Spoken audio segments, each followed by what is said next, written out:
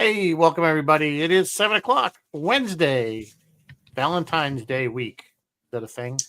A week? Yes, Valentine's Day week. You should celebrate love every day. Yeah. The two cynics. It's horrible. Hey, there's Chris and Bill. How are you? Thank you for joining Chris. us. Hi, Bill. Of course, we are continuing with our top 10, and we're kind of doing the Sure. top 10 because we just did the top 10 like 2 weeks ago. But Yeah, we're but doing it this kinda one worked because of out. Valentine's Day. So normally we'll probably do it like at the end of the month or at the beginning of the month, something like that. But anyway, we're doing love episodes. But before we get into that, I think we have some news. We do have a little bit of news. I only have 3 items in the news tonight, but all 3 of them, Rizzo, fall under the category of, is that a good idea? Really? Is that a good idea? And I would like to discuss all 3 with you. News item number 1, guys, do you remember? See, I'm a little younger, so I remember this, but maybe you guys are older and you don't remember this. Do you guys remember He-Man and the Masters of the Universe? Yeah, I was too old to really watch that, but I do remember. I do know. I am aware of He-Man, and then the horrible Dolph Lundgren movie. Yeah. So there's going to be another like live action He-Man, and it's going to star Marina Baccarin, whatever her name is. Yeah. Alison Brie, Idris Elba, Jared Leto, and others. Is currently in development at Amazon MGM. It is expected in 2026. Is this a good idea? I don't know. No. Say that, but when I was down at Mark Patton had his sale. Remember, he's doing his like every month or something. He's having his warehouse sale. Yeah. And I went to help him one time, and there were several people, not just 1 or 2, that were strictly looking for old He-Man toys.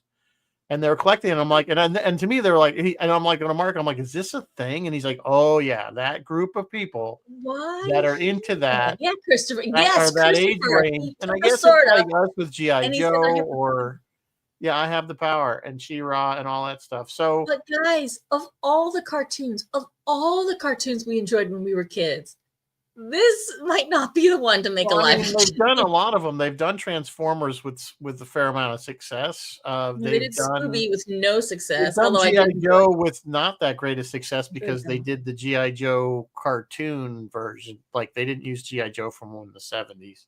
Yeah, there really wasn't a show. It was the toy. But, trying to think of what other they've pulled a few done a bunch, over the time. I just. He-Man had issues. It had undercut. I think they need to do Land of the Lost. Oh, they did do Land of the Lost. They had Will Ferrell in it. That was a test. Yes, they did it with the Will Ferrell version.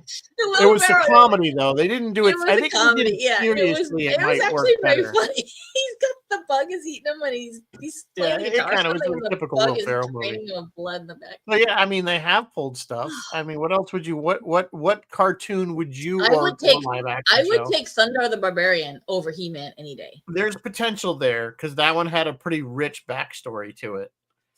I did like Thundar. I was of the age of Thundar.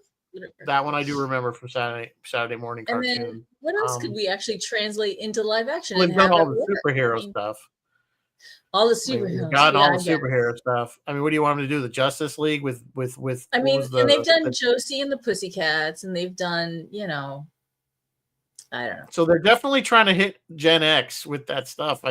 So it doesn't surprise. Like I said, they did do I think it was the 90s when they did the He-Man TV show movie, the last one. And it was Dolph Lundgren? It wasn't good. I think it was Dolph. Somebody might remember. It was a big blonde dude that played. I want to say it was Dolph Lundgren. Could be wrong. All right. Anyway, let's move it on. Move it on. Anyway, go ahead. Moving on. News item number 2. We recently got confirmation that a follow-up, and Rizzo, this one is gonna rattle you. That a follow-up to Mel Brooks's 1980s Star Wars spoof is officially in the works. That's right, Spaceballs 2 is in development, also at Amazon MGM Studios. 2 movies. It's going to star Josh Gad, who's set to star and produce alongside Brooks. Rizzo, is this a good idea? No. I'm feeling like no, because the original movie didn't do that great. It was okay. No, it didn't. Was probably. It was cute. It was okay. I mean, because the next one he did after that was what? Robin Hood Men in Tights, which was not good. Mel Brooks movies. Was really Robin Hood immediately after? Well, I'm gonna say immediately, but it was definitely after. And I think that was one of the last Mel Brooks movies that he did. I might be wrong, but Put it in order, please, people. well, I definitely Spaceballs was before Robin Hood. Well, Life Stinks was in there. Got squeezed in Yeah. there. Spaceballs was 87, Life Stinks was 91, and Robin Hood was 93. Okay. I didn't show you how bad Life Stinks was because it stunk so bad nobody remembered it. Yeah. No, I then mean, came Dracula. don't get me wrong. Mel Brooks has done some. I mean, Young Frankenstein is probably one of my all-time favorite movies. But, that is a good one. Of course, Gene Wilder wrote that. But even you go back to other stuff like High Anxiety and stuff. The thing about Spaceballs, though, Rizzo, is it came out. What did I just say? I just said 91. No, I just said 87. No, 80. It was late 80s. Late 80s. It grabbed on. So Star Wars would have just kind of finished, like Jedi would have wrapped up. It grabbed on. This was still in everyone's conscience, and so it grabbed on and made fun of it. What is Spaceball 2 going to grab on and make fun of? I'm sure they'll pull some modern Star. Well, they'll probably make more fun of modern Star Wars. So either you're going to see some Force Awakens garbage, are they going to do like stuff. Aliens or maybe like, Alien? Well, Alien was around then. They didn't touch on that other than the joke about at the end with at the diner, which was the funniest part of the movie. Oh yeah. Oh no, not again. Exactly. So that was the funniest part of the movie, in my opinion. Period. Right there. Oh That was the most redeeming thing of the whole film. They did Pizza the Hut, and I don't know. The problem with Hollywood today and television, we just keep remaking old stuff. Like they can't. Can we just get some creativity and come up with some original new stories? New IP. I want new IP. Stop relying on the old stuff and let's come up with some new stuff. Yeah. All right. Number 3, finally, last article tonight.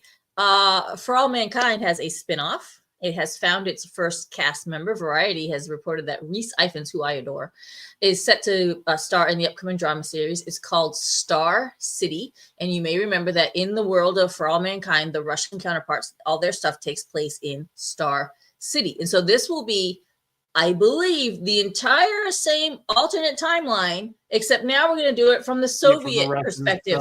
Rizzo, is this a good idea? I'm going to go with actually. Well, I mean, I love For All Mankind. I don't. But do you want to? I don't know if this is a good idea because I think people are going to be. We saw because they're going to have to rehash the same storylines. Yeah. From the other perspective. So it could be done well, and it could be done, and Apple has a very good track record of being creative with stuff like that. So I'm going to give it 50-50. I'll certainly start to watch it, and we'll see where it goes from there. Yeah, we'll look at it. The official description that they've released is it's a propulsive paranoid, which I guess tracks for the Soviet Union, thriller that takes us back to the key moment in alt history in the retelling of the space race when the Soviet Union became the first to put the man on the moon. You remember that moment from For All Mankind. It was like such a wrong moment. Well, now we're going to see it from the Soviet point of view. I don't know if I want to. I might look at that one moment and sit through it and be like, okay, but I don't want to watch 5 seasons of and then this happened, and then we were on the moon and we shot at the Americans. They have to, because all the things that happen in For All Mankind, they have to. Those storylines, it's going to happen because it's already happened. You're just seeing it from the other perspective. Yeah. So the only thing I can think of is they're going to flesh out more of what's her name's not Monica, Margot's time over there, maybe. Yeah, over there, and maybe some more of how they were purposely trying what he was doing, her little boyfriend there. They're purposely how they're manipulated that situation, and then of course the whole weapons on the moon thing, and so I don't know. We'll see. The other thing I'm really curious about is I'm wondering if maybe Mike and Denise could tell us if they're working on it. But who's going to be our resident Soviet space stuff expert? There's a lot of information. I mean, obviously we've been using the Soyuz rockets to get to the space station. Yeah, we've been right now. Shuttle program. So I mean, I'm sure there's a lot of stuff. There's always the stories that the Russians killed a lot more astronauts than they let on. Mm-hmm. There's a few I think that they never admitted to accidents. Yeah, they They didn't did. want to, There's so stories that that we might be intercepted fleshed from out more. transmissions that There were might pretty be more of horrifying. that kind of thing going on. There's separate things that are not related Hi, to Nick. NASA. So Yep. we'll see. All I'll right. give it a shot. For drama, it's of just their track drama, record. guys. It's alternate history drama. It's just a drama. Yeah. So, but still, I don't know. No, but you're right. When I first watched the first episode of For All Mankind, in that moon landing, you're like, it sets your teeth off. Oh yeah, it is. It's like it's very It did. disturbing. It just seeing the flag and the footage, you just like. It's just some reason it's not real, but it's disturbing. The irony was, in reality, the Russians weren't anywhere near able to get to the moon. Like their program was way behind ours. Yeah. So anyway, all right, is that it? That's all I have. Rizzo, what are we drinking tonight? We're talking about. I don't know. I was Googling. Love Star Trek style. I was Googling Valentine cocktails, and this one came up first. That's Valentine's. Okay. Why? So it cracked me up. So here we are, naked and famous. We are neither naked nor famous. Oh, mezcal. I get mezcal, Aperol. So I pronounced that wrong, I'm sure. Yellow chartreuse and some lime juice. So could be good. I don't know. Could be good. I'm not 100% familiar with mezcal. I imagine if you drink enough of them, you'll have no problem. Enjoying Valentine's Day. We'll put it that way. Bill is saying maybe it'll be that everyone in Russia seeing the Americans get to the moon first. Maybe it is. I thought it was going to be the exact same story. That would be, that would be actually an interesting twist on the story. That it's not actually it's a spinoff. It's a spinoff from their perspective. But of course, that would still have to line up because the drama. Yeah, the drama. I don't think that's what I think that's an interesting idea, Bill, but I don't think that's what they're going to do. I don't really know what they're going to do. I thought I understood it to be the same story over again, but maybe they're not. Maybe they are going to go, here's another alternative. And there's just one way it could have happened. Here's another way it could have happened. Another way. Yeah, I don't know. All right. Let's do Love Star Trek style. So these are the love episodes, top 10 with honorable mentions. Again, my disclaimer is this is by no means a definitive list, or is it something that we would stake our lives on? No, I wouldn't. Rizzo had us both come up with lists, and my list was actually quite different. Yeah, and of course, I will admit, mine's a little TOS heavy because that's what I know the most. Mine was I tried to spread it out over everything. So, however, yeah. So all right. So we're gonna come right out of the gate, and this is I'm sorry for the pictures. Okay, so this is Blood Fever. Is number 10. Are we going 10 this to is 1? Number 10. Number 10. Blood Fever from Star Trek Voyager. This is a story where B'Elanna and Tom Paris. Okay, you guys remember this one? This is the one where some Vulcan is going into Ponfar, and he decides, I want B'Elanna, and so he kind of starts doing the Vulcan telepathic thing, and she somehow catches Ponfar. Now, this is in a romance novel. This is what's called forced proximity, or it's a conceit. It's a forced, contrived situation to force B'Elanna and Tom Paris together, which is kind of dumb, but it does do nice things to sort of develop their relationship. And while they never end up having to do anything for Ponfar, they both kind of realize, oh, hey, it was the kickoff of their relationship. It was kind of a kickoff. Yeah, maybe someday. Spark catalyst. Yes, it was the catalyst, but it was very contrived. Do I personally love uber contrived? No, not really. But sometimes, when you're in space, crazy things happen. This one wasn't on my list. This one was on my list, but it's only because I needed something for Voyager, and it was either this or Janeway and Paris making little salamander babies. So, there was the Janeway episode of where she kind of falls for the Irish guy in the holodeck. Oh yeah, the Irish guy. I forget the name of the episode. There was also one where she and Chakotay are stranded on a planet, and Chakotay is so nice to her, and she still friend zones him. Well, Janeway just never. Voyager didn't have a lot of these. Voyager did not have any romance. No, not a lot. This was the only thing that really. I think you had the weird relationship between between who was the cook there, Neelix and Oh yeah, and Neelix and Chris, Jen. yeah, and you had that weird relationship What that was it her was name almost like again? were they dating? Were they more like a It was father-daughter kind weird. of Yeah, relationship? it was weird It and was wrong in very many ways. Yeah. bizarre, and I think it was probably another reason why they dumped that storyline. Nobody liked Voyager her was so anyway. experimental in so many ways, and they didn't always knock it out the park. Well, So you know, and let's move on. as many people know, Voyager's never been my favorite Star Trek. All right, We're gonna move on. So we're the gonna move next on. one We're done with Blood Fever. is looking for Parmash in all the wrong This places. one's infinitely better. This one was a Infinitely good one. This was a better. good pick, and one I probably would have missed had Mary Beth not suggested it. So the basic plot line is actually there was a previous episode where Quark met this Her Klingon name woman, is Grilka. and she comes on and Quark he wants to court her. Of course, it's kind of ridiculous that Quark as a Ferengi wants to court this Klingon woman, but Worf gets his little Worf up a little bit, his Worfiness, and he wants to go after her, but then he is quickly told that because of his dishonor, he is not eligible, Not worthy. eligible for Ponfar. So he decides he's going to help Quark, I guess, him and Quark had married her because the House of Ferengi or the House of Quark. He had already married her. I think she was his.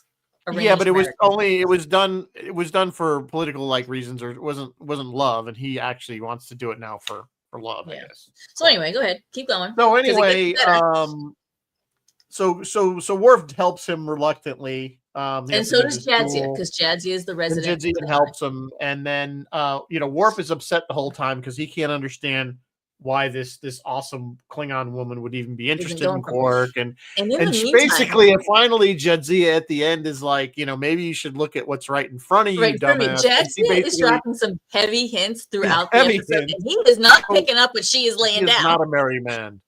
So he's not a merry man until the end, where she's like, "You should see what's right in front of you." Right. Hello.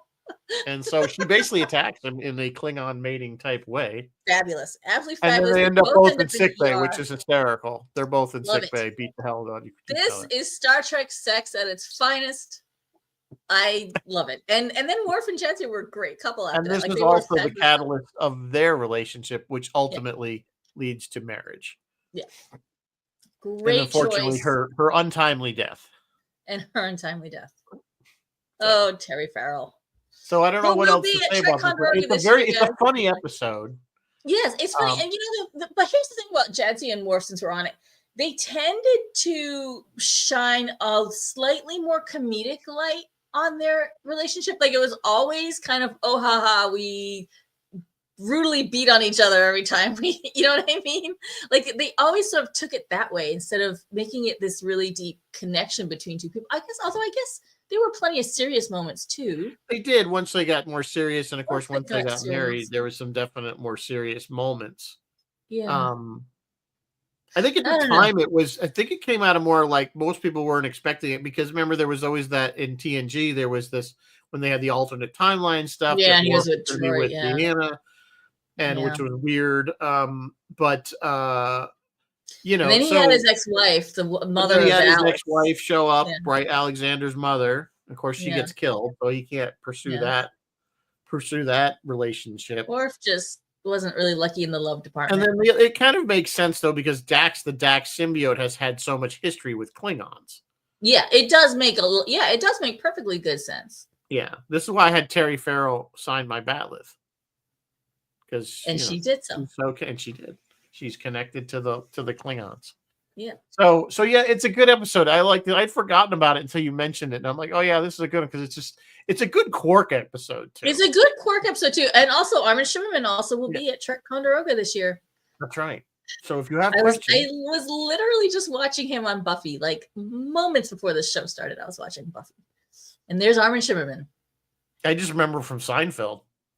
Oh God, yeah. He was the caddy. Don't you remember? He was awesome at everything he does. He's just so funny. Yeah, no, he's great. I think I've met him a few times. He's actually a very nice man, at least from my experience. I mean, I didn't have long, deep conversations with him. But I'm he looking seems a forward very to it. down to earth person, and so yeah, I'm looking forward to him coming to Ticonderoga. It should be a good. Yeah, And should be a Nana, good I'm time. very excited about Nana or Nana. Yeah, Nana. very curious to Nana. meet Nana. It's Nana. Wow. I said she's like she gets more beautiful every year. I think. Yeah, I she is swear. spectacular. She's just lovely. She let her hair go gray, and she just looks She looks fabulous. great. Yeah, I don't know what it is. She looks great. I let my hair go gray. Just like I'm thinking about it. I'm thinking I'm going to color it because woof.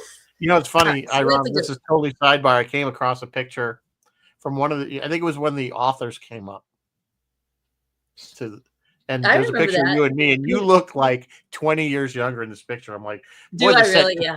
That's see how Star Trek is. Star Trek just sucks the life out of you.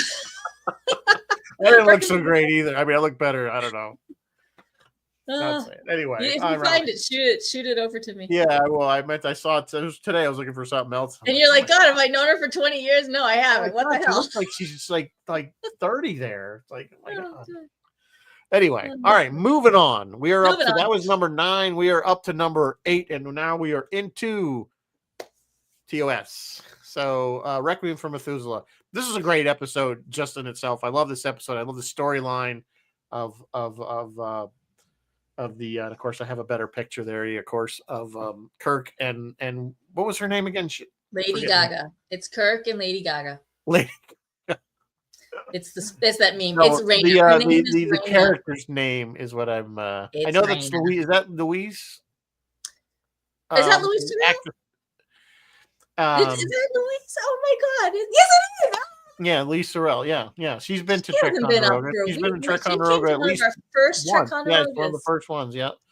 So, so this one's interesting because of course the story. You guys know the storyline. I'm not gonna go storyline. We have this guy that's immortal, essentially, has been Da Vinci, has been Mozart, Brahms, all these people in history, and he's living out on this planet now by himself, and he builds this android essentially to be his companion, but she doesn't understand love. So of course, who has to step in? The Kirkmeister, the Shat, comes swinging in. That's what he does. He teaches the ladies love. In typical Kirk fashion, he falls head over heels in love in 30 minutes. He just wants her to join him back on the ship. Yeah, and she does. She loves him, and he sees that. And the what's the main character there? I forget. The guy that lives forever. What is his name? Why am I forgetting his name? I don't have it listed here. Shit. You know what I'm talking about. Flint. And so he realized that she does love him. So he was successful, but of course, then he wants her to choose between Kirk and him. And she's torn because she does love Flint, but I think she loves Flint in a fatherly way more than a romantic way. Correct me if I'm wrong, because that's what I got. No, you're right. That's what I got out of it. I think that's and I think that, but she didn't want to leave Flint because she did love him. So eventually, it overloaded her positronic net, as they would say in TNG, and she just shut down, and that was the end of that. And then luckily, we have Spock to tell Kirk to forget. How many times has Spock done the forget? I don't know. I don't really see it this one time. But since Kirk was always finding an alien to fall in love with, he's like a lot of times. I got to do this again. Forget again. This kind of a thing, this sort of like Kirk beams down and falls in love with the alien female is why we have like the robot chicken episodes of Star Trek that making fun of him. Like he really was the ladies' man back in the day. Yeah, I mean, how many episodes just alone in TOS does Kirk, most of get them, his funk on? So many of them. They always joke about the green women, but he never actually did that. There was a green woman. It was played by. There was only the one for Kirk, which was. It was played by Batgirl. What's her name? Yvonne. Yvonne Craig. Yvonne so Craig. She was which was one in the horrible episode with and she's dancing. Yeah, it's a bad episode. Anyway, that one's not on our list. Others are, so stay tuned. Let's keep. Others are. So anyway, yeah. So the basics. I just thought this was a good one because again, it's a Kirk falling in love episode. He falls hard, and she does too. So we see this. I think they portrayed it very well, and I think the key to this, why this episode made the list and where it is on the list, is that final scene where she's kind of fighting herself, saying, "You can't make me choose." Like this isn't fair, and and Spock warns him. She's very, don't do this. She's very, remember, he kind of says you should, or was it McCoy? I don't remember which one. Says, she can't handle it, because she's like a newborn. Yeah, in a lot of ways. She's like a child. Yeah, like a child. So, yeah. Anyway, Nick is saying he kind of still is a ladies' man. Yeah, Nick, he is kind of still the ladies' man. He's always. Let me tell you, Shat's still got it. Shatz, yeah, he still got it at 94, 93. 94, 94 next month. God love him. He still got it. All right, we moving on for this. We don't have much else to say. Yes, we can absolutely move it on. Beautiful performance by Louis Sorel. Let's move on to the next one. Let's move on to the next one. We are back to DS9. Hello, come on. It's not switching for me here. Ooh, more Jadzia. Yes. More Jadzia. We are Jadzia. I love this one's Jadzia. called Rejoin. So the story here is that Jadzia's symbiote and this other person's symbiote were married at one time. Back several lives ago. Several things ago.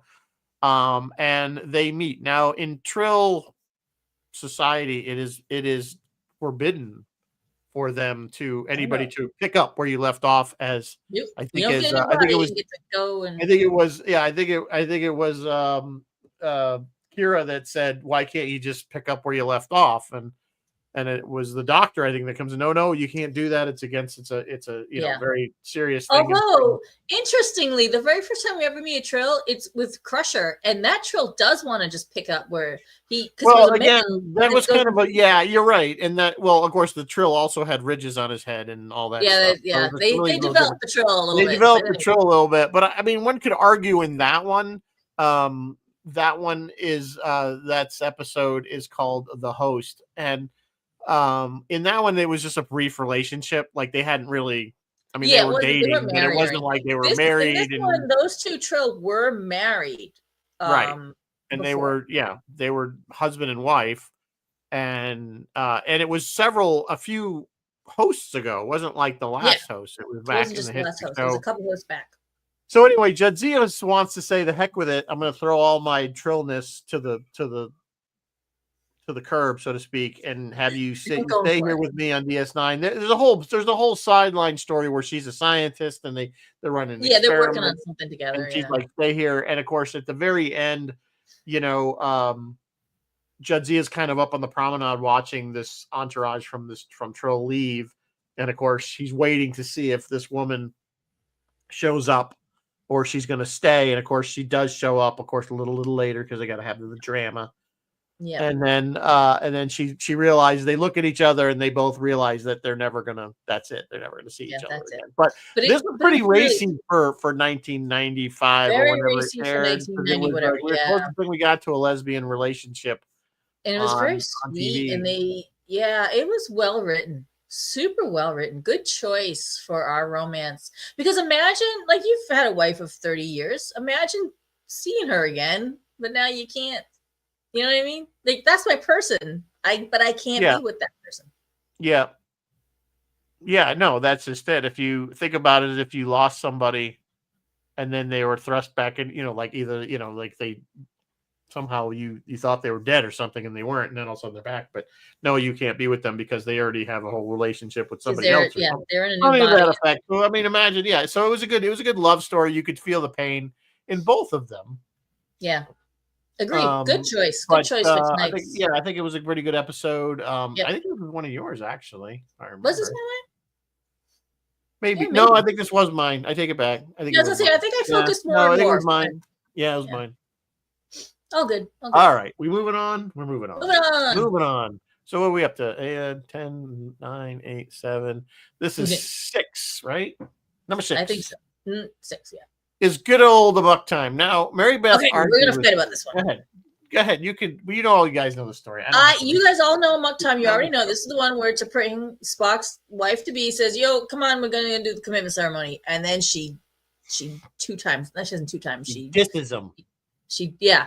I disagree that this is a good choice for Valentine's Day because she never loved him. If we're choosing episodes that show true love between two, she never loved him. She was completely unethical. I don't even see loved Stan or whatever his name was. She loved Stan. Stan. And her argument at the end was like, well, if you had died, I would have had Stan. And if Kirk had died, you would have been in jail. I would have had Stan. She did not care that she was ruining 2 careers, 2 Starfleet careers to go have Stan. Yep.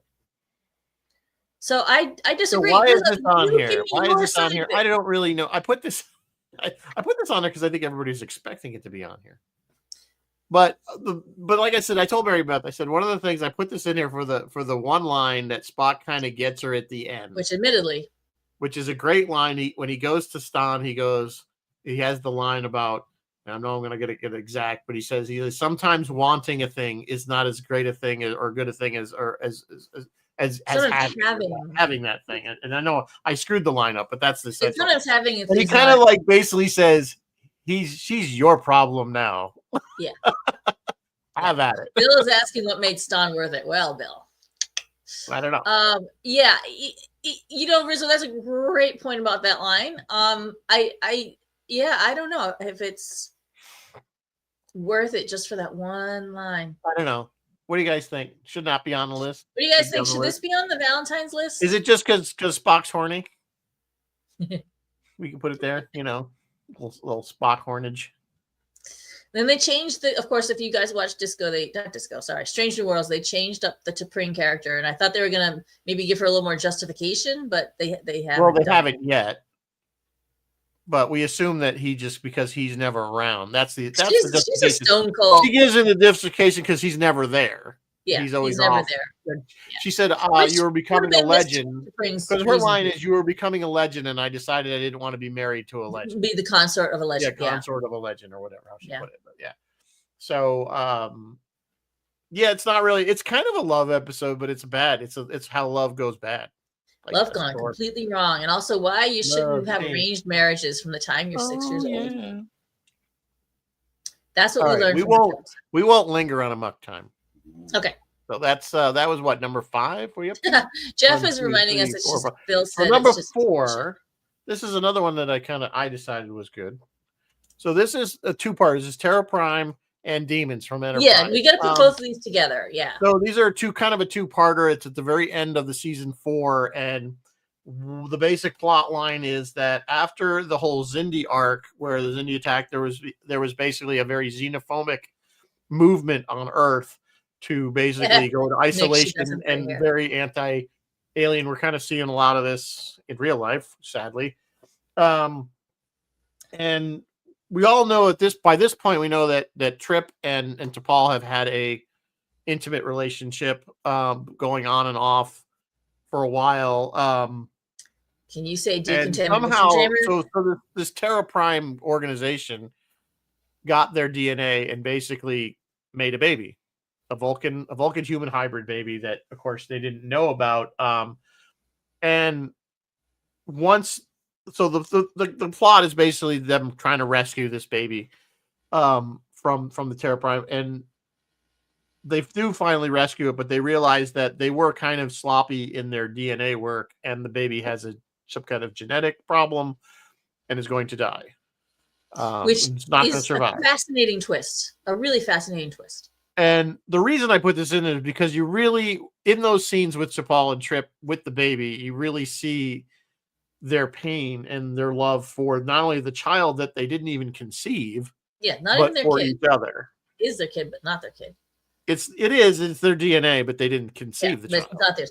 You're so right. One could argue, though, with in vitro and stuff like that, it's the same kind of thing, right?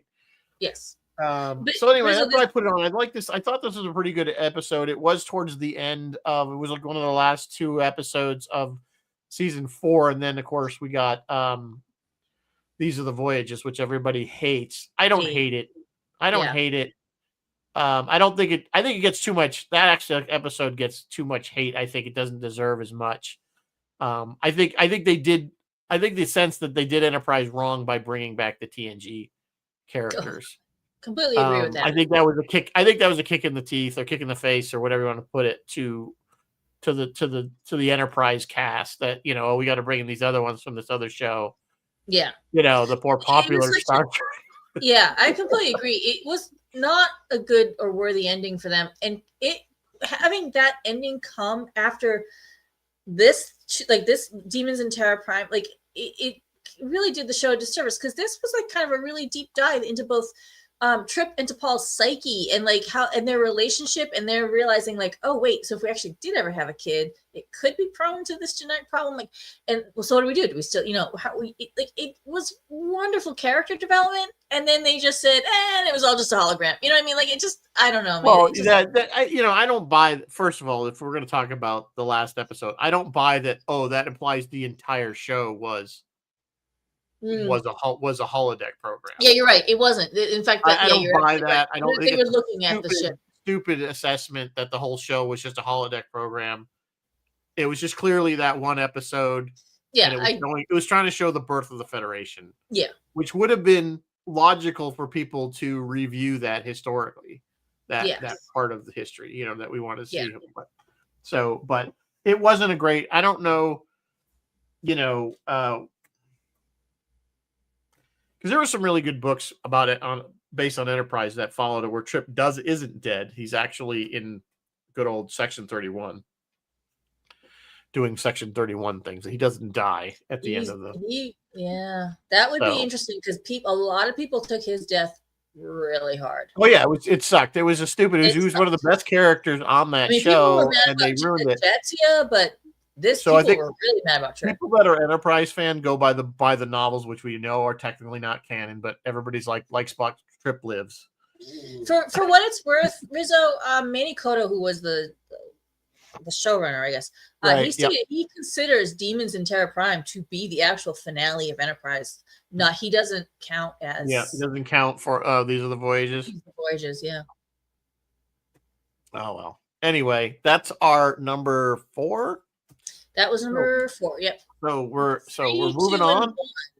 So we're moving on. This was an easy one to pick. Star Trek For the World is Hollow, and I Have Touched the Sky. We get to see McCoy have a love interest, and a real love interest. McCoy had some that he was kind of like flirty with in Shore Leave, but this one he fell for her.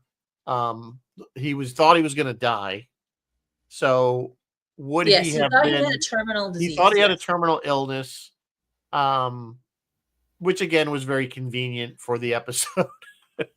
So he decided he was going to live out his 1 year that he had left to live on Yanada. Yanada, is that? Yeah, Yanada. Yep, it's Yanada. Yep. With the head with Natira. Natira. With the beautiful Natira. Natira. So yeah, and I think he really did. Actually, think he probably did love her. I mean, he felt. I think he did too. And he was like, "Hey, I'm an older guy. I'm not going to get somebody this good. I only got a year to live. Might as well enjoy it." You know? Who wouldn't really? But this was a really. I love this episode. I think this is a really special episode. This is, if those of you who watch Star Trek New Voyages, or maybe we were New Voyages. We did a sequel to this, which never got finished. Which did it? No, never. Oh, this is the one that didn't get finished. Yeah, didn't get released. No, this did not get released. It was the last one shot. I think, that's right.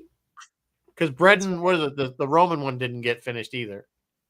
I have no idea. Blood and Circus or something like that, or Bread and Savagery or whatever it was called, or something like that.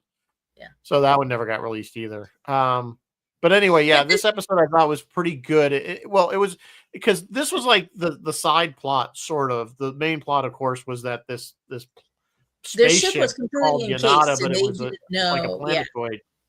And they all lived inside, and they didn't realize that they were on a spaceship hurtling through space. No, they didn't. And so her innocence, like it kind of like the fact that she's this innocent character, kind of plays into the relationship, you know?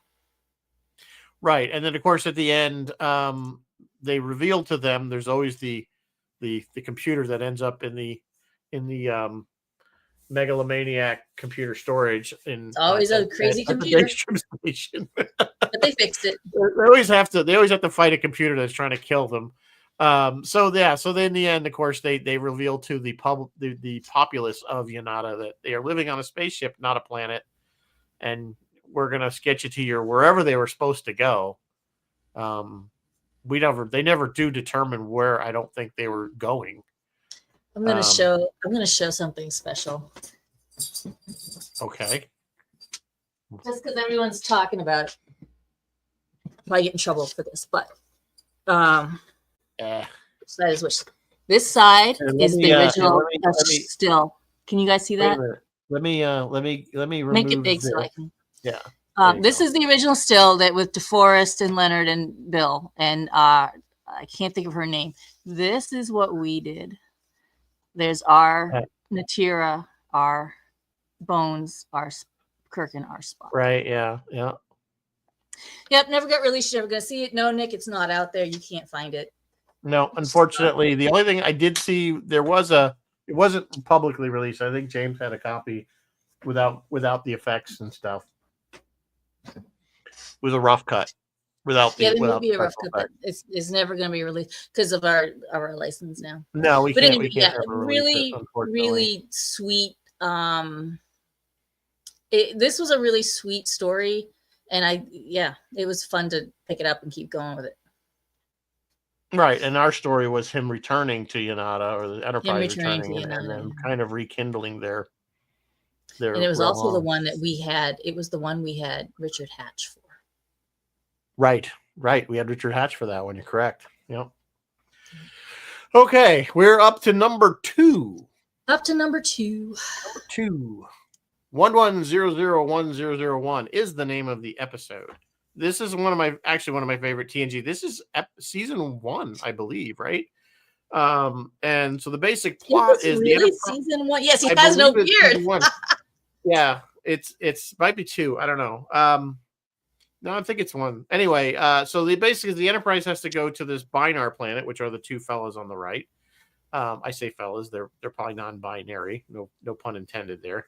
To get the computer overhauled. But they have a subplot. Basically there's a whole problem where the planet needs to upload its main computer core. So this is a race, I have to explain, of hybrid beings where they're all interconnected with each other and the planet-wide computer that controls everything. So they're all kind of connected. Yes. So there's going to be like an ion storm or something that's going to wipe out the computer. So they need to get all the memory out of this main computer that controls the whole planet. And so they put it sneakily into the Enterprise's computer and then steal the ship. Oh, they steal I take it back. They steal the ship from the starbase and then go to the planet to do this thing. To do this, yeah. But that's not the romance part. Well, wait. No, you got to set it up a little bit. Okay. So they come up with a way just to get everybody off the ship with a faked warp core breach or something. And so the only 2 people left on the ship are Picard and Riker, and these 2 guys. Riker doesn't know what's happening because he's in the holodeck having at a bar in his, and he asks the computer to create basically his ultimate woman. Well, since the computer now has this massive database, almost an AI living in its computer, it creates Minuet, which is the woman Minuet, which is Riker's ideal mate, so to speak, in his mind, and he falls in love with her, and she's a great character. It's kind of sad that we never really got to see her again. Yeah.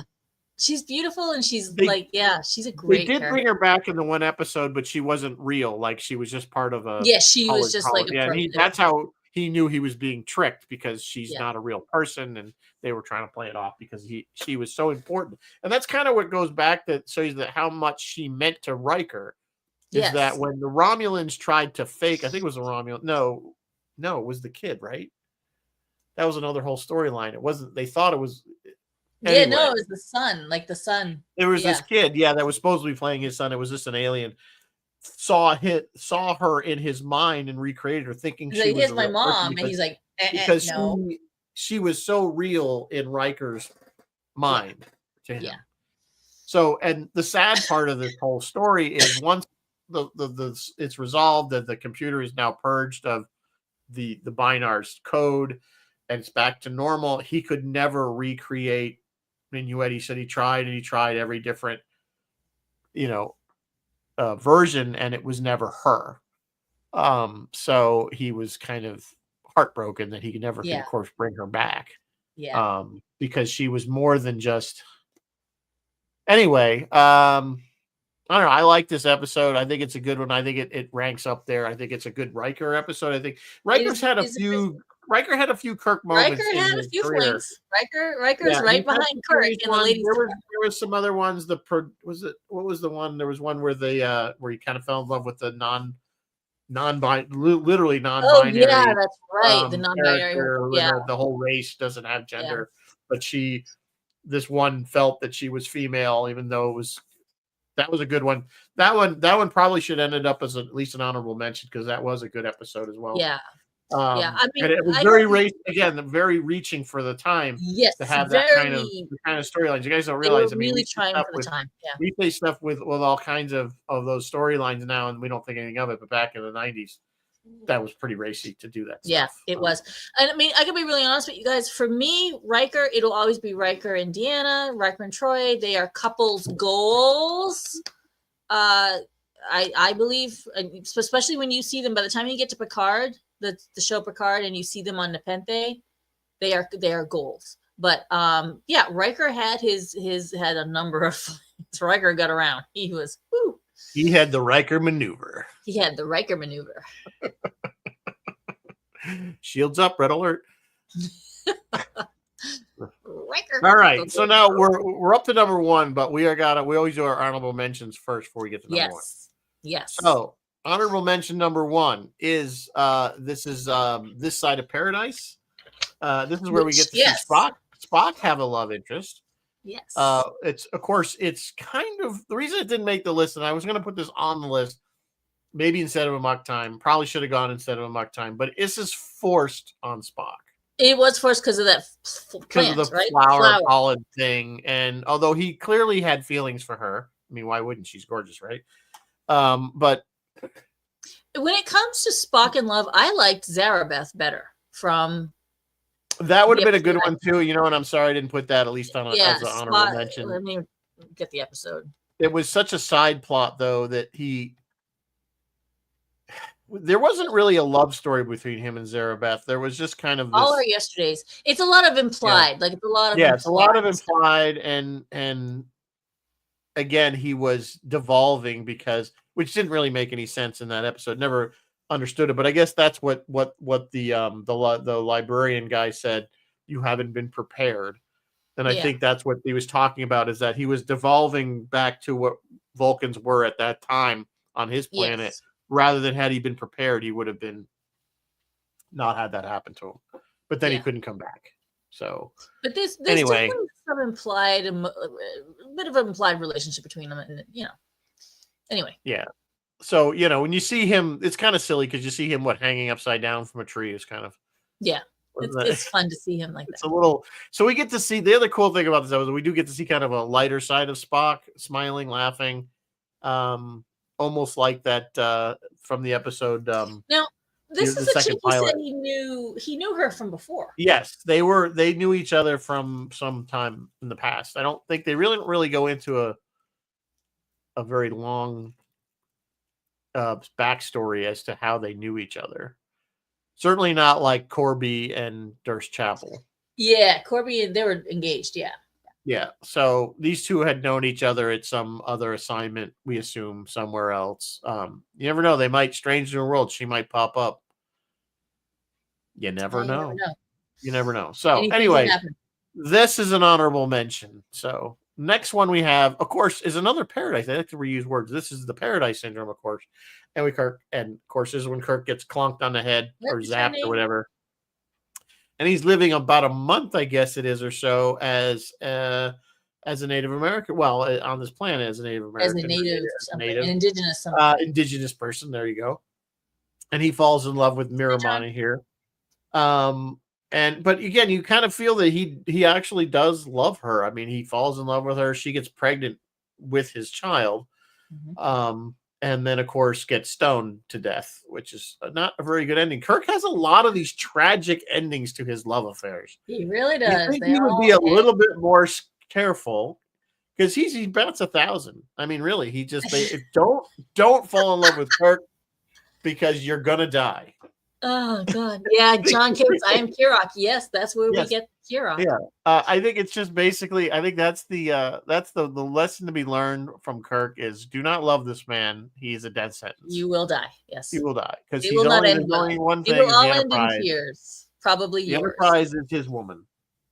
The Enterprise. So yeah, you guys know the story. I don't need to go to the backstory here, but so this is also one of the episodes where we kind of see that there's those alien race that is protecting certain and they do continue this, I think, a little in TNG. They mention it, and there's certainly a lot in novelizations to this race, this mysterious long gone race that has plucked humans and things from other planets and put them the preservers, I think. Is that what they're calling them? Anyway, I don't remember what this was again an honorable mention. Maybe you should have made the list again. Probably could have replaced Amok Time. There's definitely more love going on here than that Kirk, one. Right. Yeah. Chris. Oh, the Shadow knows. The preservers, yeah. So, all right, so moving on. We got another honorable mention. We got a bunch of honorable mentions. So this is the TNG episode. This is the one we were talking about earlier. Oh yeah, the Trill. This is the host. This is again. That's the Trill, because TNG. All aliens just have different nose ridges. Yep. That's how we tell them all the different. They're all humanoid with a different kind of bump on their head. 2 legs, 2 arms, 2 eyes, 2 ears. Everything's the same, pretty much, but a bump. So this episode is again a Beverly Crusher centric one. She falls in love. He's a scientist that's visiting. She falls in love with it. They get into a definite affair going on. And she doesn't know. Now, mind you, that nobody knows that he has a symbiote in him. That he's really 2 people. So he gets injured during some kind of something happens, and he's injured. And but again, the Trill rule is you cannot scan them. You can't do any medical care for them. They have to wait till their people come, because for some reason they want to keep the whole symbiote thing a secret. That they don't want that they're. By the time we get to Jadzia, that's sort of not so yeah. Once we get to DS9, all that's thrown out the door. Anyway, so she eventually realizes she has to help him. She kind of defies his order because he's going to die, and then she finds out that he's got a worm in him. Get the worm in him. They thought it was a parasite at first. So anyway, Trill finally sends out a ship with another host because this one dies. The body dies, so to speak. Yep. The host. Yep. And they put it, and it's a woman that they put the new host in. And of course, the woman's like, "Hey, it's just different bodies, still me." He's like, "Let's get it on." And she's like, that's when she says, "No, it's not the same thing." So is she? Here's the question: is she kind of superficial because if the symbiote is them, although it is a blending of the two? Or is it just because she's just not attracted to a woman, or is your argument that human nature is human nature and you're attracted to what you're attracted to, or is your argument that she is being what am I saying? Closed-minded. Closed-minded in that she should open herself and try to talk to this person to realize, yes, it is the same person that I would think by this point in human history that this would not be a thing. But again, it was 90s, so it was a thing. Yeah. They should have answered that question. So anyway, that's the basic story. But there was definitely a whole lot going on there. And it was a good story. Again, it was very, for a social reasons at the time, it was very kind of making a very Star Trek statement on relationships. Star Trek tried. And they didn't always do it, but they tried. Well, again, it was really tough for them because they still had to get past censors and public opinion, unfortunately. Yeah. So, all right, moving on. Another honor. I got a bunch of honorable mentions, and this one is one of the funny ones. This is Cupid. This is, of course, when Q comes in and basically he's trying to get Picard to hook up with the archaeologist lady. With the archaeologist, yeah. So archaeologist / thief.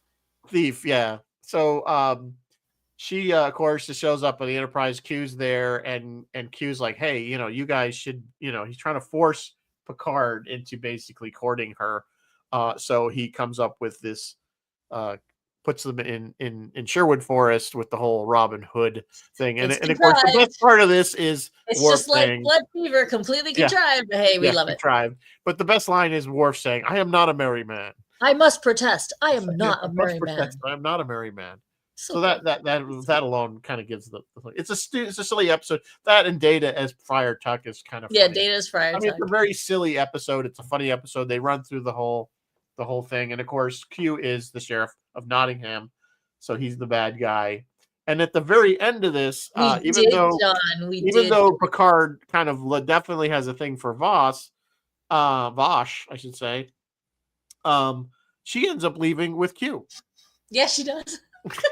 Because she's an archaeologist / thief. She's like, because Q wooed her with his Q-ness, like saying, "Hey, I can take you. You want to go to a place that's forbidden? No problem. We can go. Nobody's going to bother us. I'm omnipotent. I can do whatever. We're out. You're out. So anyway, I thought this is a fun episode, John, and it's definitely. I mean, it has Cupid in the title, so I mean, how much more? You can't get any more Valentine than that, right? No, you can't. So anyway, and the last honorable mention I have is again another. This is the prequel to this one. Yeah. So this is Captain's Holiday. So this is the best part of this one is the whole Riker telling Picard to get him the Horgon. Yeah, the Horgon. Yeah. But it's Vash again. She's the closest thing Picard ever really had to. Yeah, that and then the woman that he was playing. They were playing music together. She was an officer that he realized he can't date an officer because he would have to send her potentially to her death. I remember Famke Janssen. Famke? Who was on it? The chick that. Yeah, that was a different one. He did fall in love with her too. Yep. Yeah. That one. I don't remember what the name of that one was. Me neither. So anyway, this one's again kind of a fun episode in a lot of ways. They're on Risa. There's the whole mystery of an ancient thing buried out in the woods, and it's of course has to do with time travel and. John James is having trouble spelling Horgon. John got it. The perfect mate was the one with Famke. Yeah. Who's got this? I am for you. She put her paws up. I am for you. Yes, I am for you. Whatever. Yeah. No, that was that which survives. I am for you, Captain Kirk. Anyway, this is just fun. This is where he meets Vosh. So he's of course very Picard, but you could tell that there's a little bit of spark between them. And then of course the whole thing where he's got the statue next to him, and these women keep coming up to him, and then he realizes what Riker did to him because if you have the statue out, that means you're open for business, so to speak. Yeah, open for business. You're open for business. So I had actually written a script based on that for TOS, a short. That was pretty funny. I wish we could have done it or something because it would have been hysterical. We could do it as a radio play. It ended with Spock, Scott, and Scotty on Risa. Open for business. Scotty that was part of a bet. Anyway, if anybody, I'd be happy to post my fan film script, but based on this, sort of loosely based. Anyway, okay, that is it for honorable mentions, but I do have some dishonorable mentions. We have to do dishonorable mentions. We have to do dishonorable. There's only two. We got Sub Rosa. Seriously, guys, Sub Rosa. This is probably people would say was TNG's worst episode. And all I'm going to say about this is poor Beverly has sex with a ghost.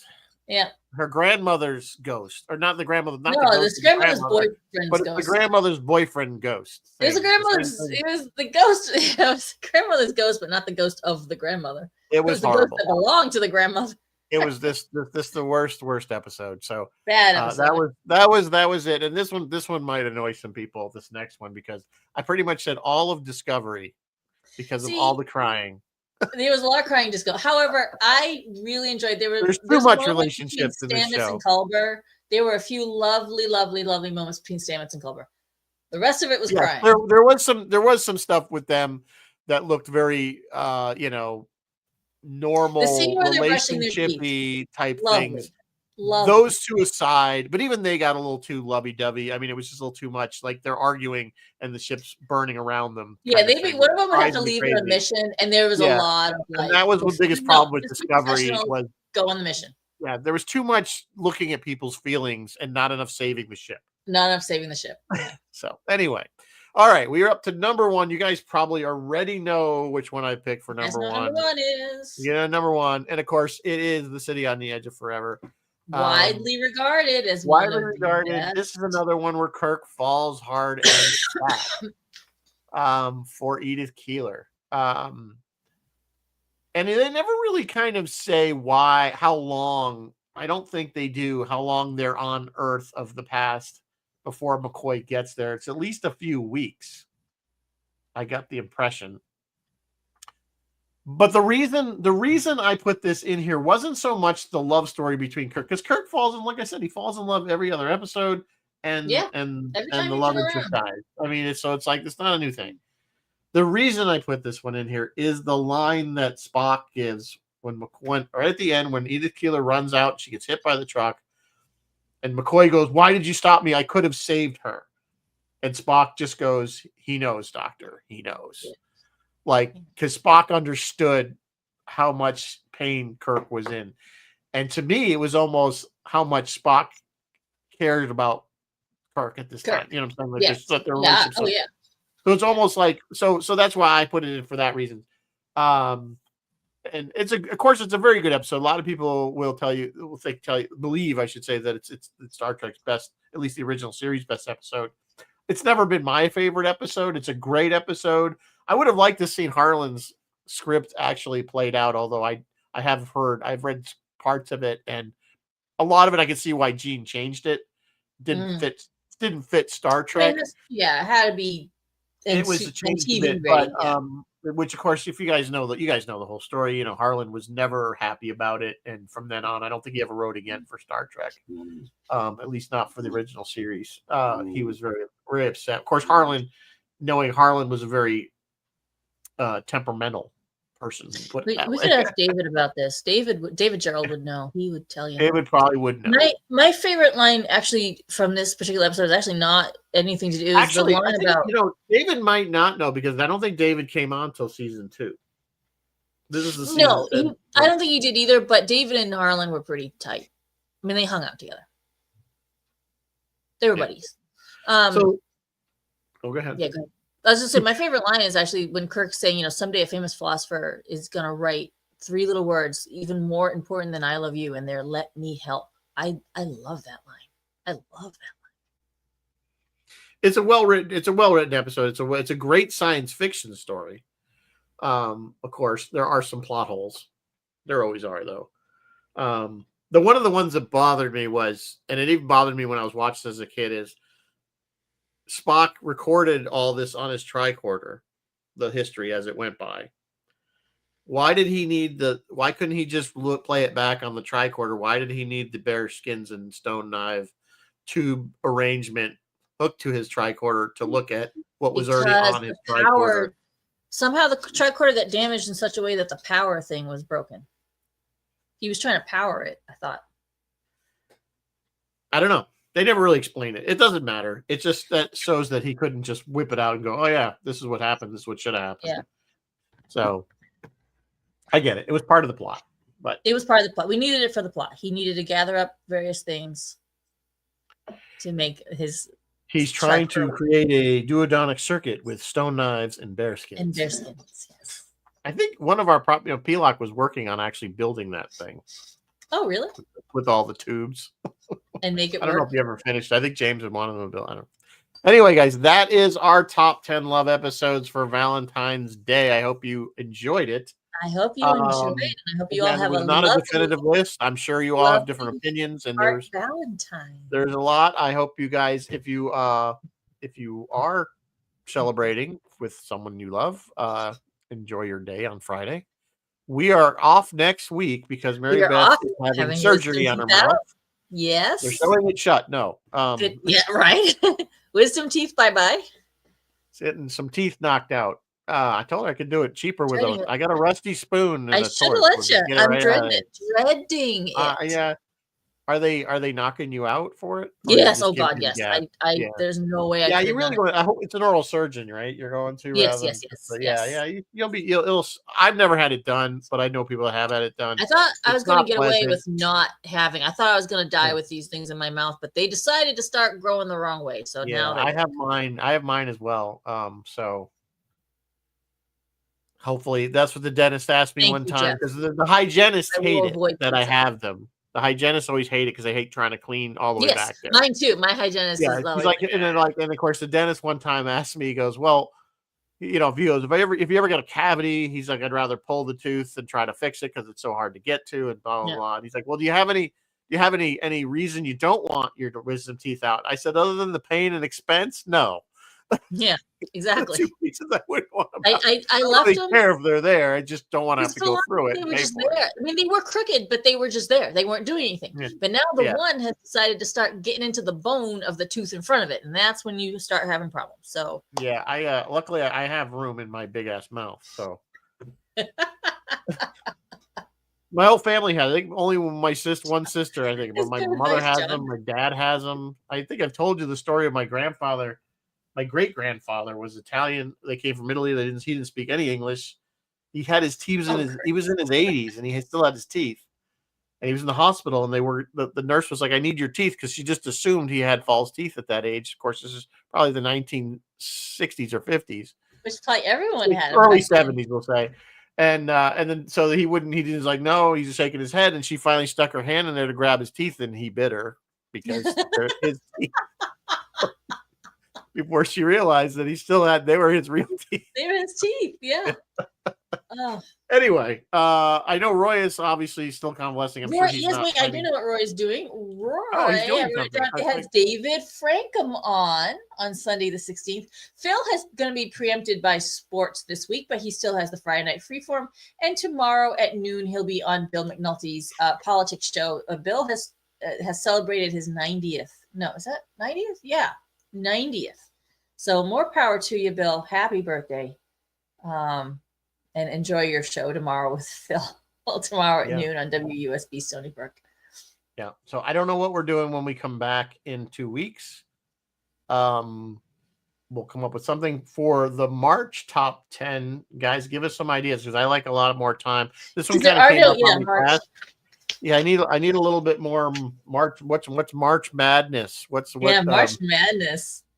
How about Star Trek top 10 insanity Madness. episodes? Yeah, How about insanity. that? There's always someone's always going crazy. People Something. going crazy, whether it be a The computer or a disease, person. yeah, like not the naked time and naked now. Like those Yeah, would there be you two go. shows. Or people just people losing their mind and City People on the lose Edge their of mind. Forever. I guess will probably be on the list again because Top 10 March Madness or March Madness. So what do you top guys 10 think? Top cases. 10 Madness episodes of Star Trek? Think that's a good one? Top 10 Tooth episodes. I don't know what that means, Bill. I don't think there are any teeth episodes. No. There is the only one I remember. Well, there's one. Lower Decks. The Moopsie episode. Because they knock out all of Ransom's teeth. It grinds your bones and yeah. Moopsie. I am rewatching Lower Decks, and the more I rewatch it, the more I find funny, and the more I love that show. That show is genius. You really got to go back and watch it again. If you've only watched it one pass, if you only watched it in the one pass, you really need to go back and watch it again, and you will appreciate it even more. You know, we should just do top 10 Lower Decks episodes. We would never agree. But I like the insanity one. I think we'll do that unless everybody says it. Yeah, really no, bad. I like the insanity. I like the top 10 March Madness. Yeah, top 10 March Madness episodes of Star Trek. This one should be good. So start working on your list. I will. That'll be what I'm doing when I'm sitting there in my job. Yeah, there you go. When you're like wrapped up like a cartoon, they always wrap it around like a cartoon. Like okay, what are episodes where people went mad? All right. On that note, I'm going to take this down here that we don't need to keep seeing. We will say good night, guys, and hopefully have a good weekend. As you know, up here in the Northeast, we're getting more snow tonight and again on Saturday. Yippee-ki-yay! It is the 4 months of February. So we will see you not next week, 2 weeks from now. 2 weeks. It'll still be February, but I don't know what we're doing. So we'll come up with something though. But if you have ideas, please feel free to let us know somewhere in some form or another. All right. Good night. Live long and prosper. And as always, may the force be with you.